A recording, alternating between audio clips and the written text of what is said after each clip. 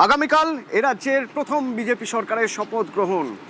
তার আগে স্বরাষ্ট্রমন্ত্রী অমিত শাহ শহর কলকাতায়, এখন তিনি নভোটেলে মিটিং করছেন। তার আগে তিনি গিয়েছেন দক্ষিণেশ্বরে ভবতারিণীর মন্দিরে। সেই ফুটেজ আপনাদের একবার দেখাবো। সেখান থেকে আমার সঙ্গে সুস্মিতা রয়েছেন। সুস্মিতা, আমরা দেখেছি এর আগেও যখনই তিনি কলকাতায় এসেছেন কোনো না কোনো মন্দিরে গিয়েছেন, সেটা হতে পারে কালীঘাট, হতে পারে দক্ষিণেশ্বর, আর আজও দমদমে নেমেই প্রথমেই দক্ষিণেশ্বর।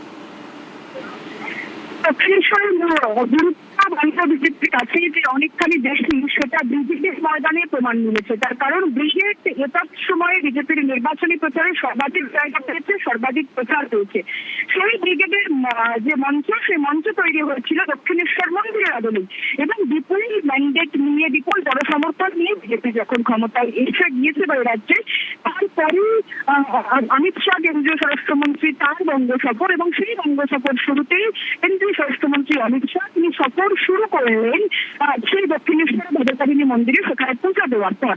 এবং আমরা দেখি কলকাতা বিমানবন্দর, সেখানে কয়েক হাজার বিজেপি কর্মী সমর্থক, তারা সেখানে উচ্ছ্বসিত।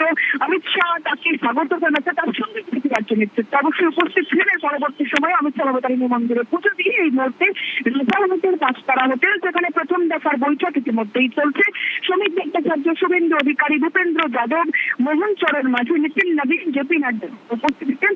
এবং সেই বৈঠক যখন চলছে, সেই বৈঠকেই মূলত আগামী দিনে বঙ্গ বিজেপির সরকার পরিচালনার নীতি নির্ধারণ, সেটা যেমন হবে, তার পাশাপাশি আগামী দিনে রাজ্য মুখ্যমন্ত্রিত্বের ভার কার কাঁধে পড়তে চলেছে এবং মন্ত্রিসভার সদস্য থেকে কোন মন্ত্রিত্বের দায়িত্ব কে পাবেন, সে বিষয়ে আলোচনা এবং অবশ্যই সে বিষয়ে সিদ্ধান্ত গ্রহণ হবে আজকের দুটি বৈঠকে। প্রথম বৈঠক রাজারহাটের পাঁচতারা হোটেলে, সেটি এই মুহূর্তে চলছে। ধন্যবাদ।